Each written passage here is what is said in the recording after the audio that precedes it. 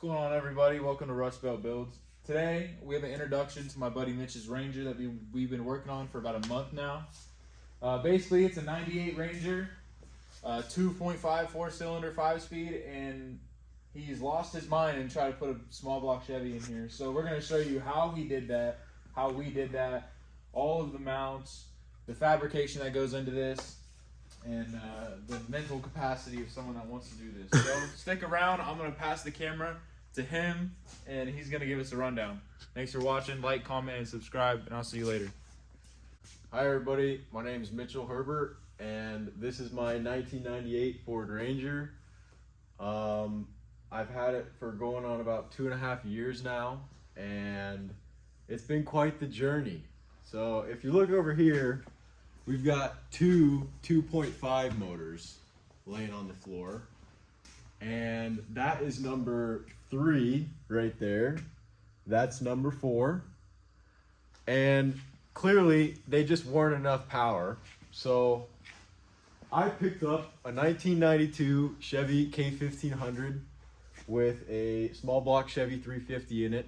It had a 700 R4 four-wheel drive setup in it, but did away with all that. I bought a Muncie SM465 for a couple $100 and threw it all together and went with this powertrain. So I was having issues with coming up with ideas for motor mounts, so I got a hold of Dax with Rust Belt Builds, and he told me he would come over and help me kind of figure out how to get this thing to sit under the chassis. So as you can see, we're running a aluminum 1/4-inch motor plate, which I had never heard of until Dax mentioned it to me. So we're standing here trying to discuss how we're going to get the driver's side mount around the steering column, and he said, why not a motor plate? And I said, what the hell is that? You know, I'd never heard of that. So rewind, he started telling me what it was and that drag cars and tubular chassis guys use it, and I'd never seen one. So I got online that night and I found one on Summit Racing. No, they're not sponsoring this at all or anything like that. Fucking please. So ordered one, got it in, and I could not believe what an ease it was to put it together in my head, how this was going to work out. And it just changed the whole game. It made everything possible. And in about 2 weeks, we went from having no clue how it was going to sit there to it now sitting on its entire own weight right now. There is a brand new transmission cross member in there, so it's there right now. We actually just got done undercoating, well, sanding down and undercoating the frame to kind of, I don't know, even it out, make the frame as nice as the power plant that's going into it. We pulled the bed off. We did the entirety of the frame. The differential and the axle is a little scuffed. I'm probably going to update to a 8.8 with disc brakes. That's a pretty common thing to do with the Ranger. Just got to find one for a good deal and make that happen. If you look inside, Dax and I also made an aluminum dash for the truck, which was surprisingly easy. It kind of blew both of our minds. And there's the SM465 sticking through the floor. I'm making a shifter relocation kit for that. That'll be probably its own video on its own. And we put new carpet in it. I got a set of Volvo seats that are blue that are going in it, kind of sticking with the blue and white kind of tonage to it to keep it forward, even though it's a Chevy motor. The block's painted blue. This is getting sanded down here, going from this green factory teal color to like a jet gray or like a matte gray kind of color. he's got the paint over there. It's a primer, but this is an off-road truck. I mean, it's gonna be showy for a little while, but it's gonna end up getting thrashed. So the paint isn't. It's a 60-mile-an-hour paint job. Let's say that. Spray a little bit right here. Yeah, shit. If I can get in here and spray out of the can.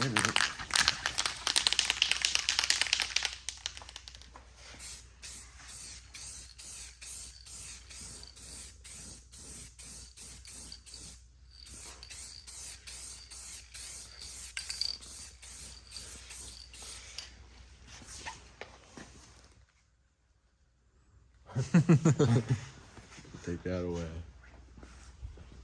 Yeah, I mean, it'll look way better once it's one tone. All right, I got a little sidetracked. Some of you guys may be wondering how we're gonna fit this thing in here. Okay, this is a V8. Obviously, it's double the size as the stock motor. Now, these trucks did come with a 3.0 and a 4.0 V6, still significantly smaller than this motor that we've got in front of us. This is bare bones. There's no accessories on this. The only thing that's on there is the carb and the exhaust manifolds. So if you look in here, there's quite a bit of damage. That is from what we like to call the purse and me hitting it with the purse. So that firewall is pretty mashed in so that the transmission can fit. We've got a little bit more to go so that the distributor will fit right in there. So that right there will get mashed in so that we've got clearance for all the plug wires. Sadly, the small block Chevy distributor is in the back. If I would have went with a 302, it would have been up here in the front. But, you know, it is what it is. So It's alright, you'll make more power with a Chevy anyways. yeah, last longer, huh?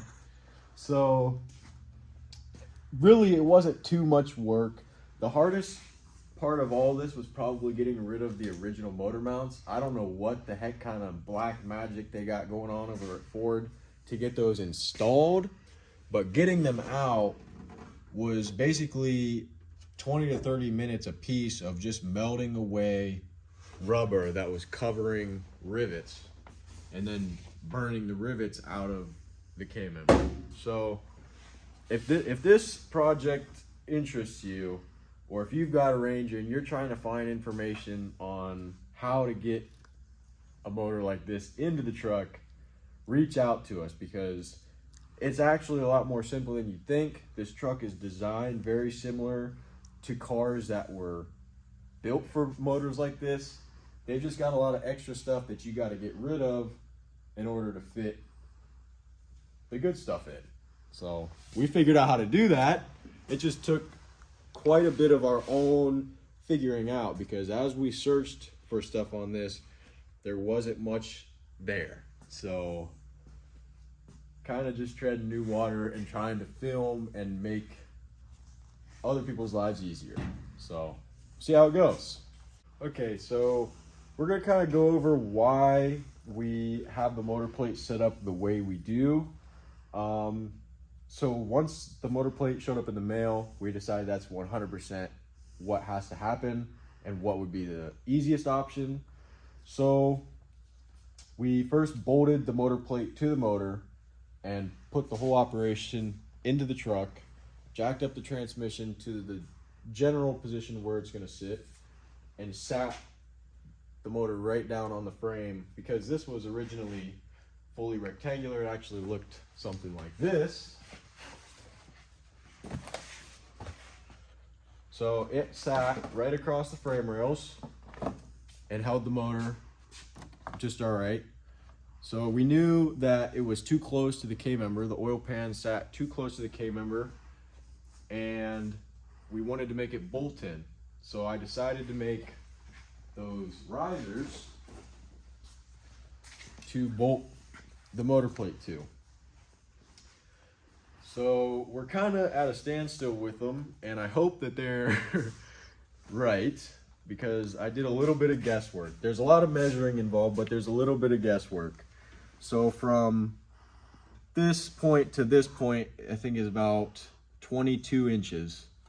And then from the inside corner of this post to the outside of the original plate, which would have been centered on the motor, was about 6.5 inches. So that was about as far I could get them to sit at an angle and still be strong, I guess. But I'm going to add gussets at this point to make them even stronger. So I did a little bit of CAD, cardboard aided design, and made a gusset for the bottom, which I'm gonna make 4 of these. So there'll be 2 each, one there and one in the back, same style. And then I made another one for the front weight to keep the engine from rocking forward. That triangle will sit in there just like that and be fully welded all the way around. And then obviously this post will be fully welded to the frame. So we wanted it to be bolt in for very obvious reasons. When you're dealing with a truck of this nature, it's very common to have that motor coming in and out pretty often. So what I did with these risers is I went and I bought some, I believe it's 3/4 inch, just regular gas line, steel gas line. And I drilled the holes for the bolts through the risers. Got some pretty hefty bolts for it with its own collar on it. And I went through and I fully welded some collars with that rod through the middle of the riser so that it is pretty strong in there. Oh yeah, use the light and show down in there. Now they're welded on the outsides and then I just ground it smooth so you can't see any of the carnage.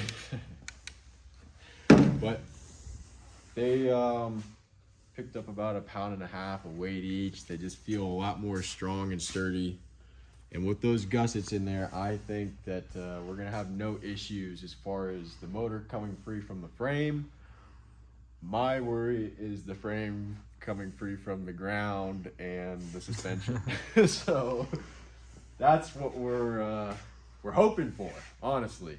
But that's why we went with the risers for the motor plate, and now we're gonna get into welding in the gussets. All right, so we've kind of been skipping over this part too. For you Ranger guys out there that are tuning in, this isn't your normal core support. I was getting tired of lifting this heavy motor up over this, and we also had to put the engine hoist on 1/2 ton in order to get all the logistics right to get it in properly. So it was getting pretty sketchy having it up this high in the air on 1/2 ton when it almost weighs 1/2 ton. So what we did is yopped the core support out and made it to where you only got to raise it up, you know, this high, and then it just goes right in. Ease of access, what we're all about. Now, along the lines of bolting things in, I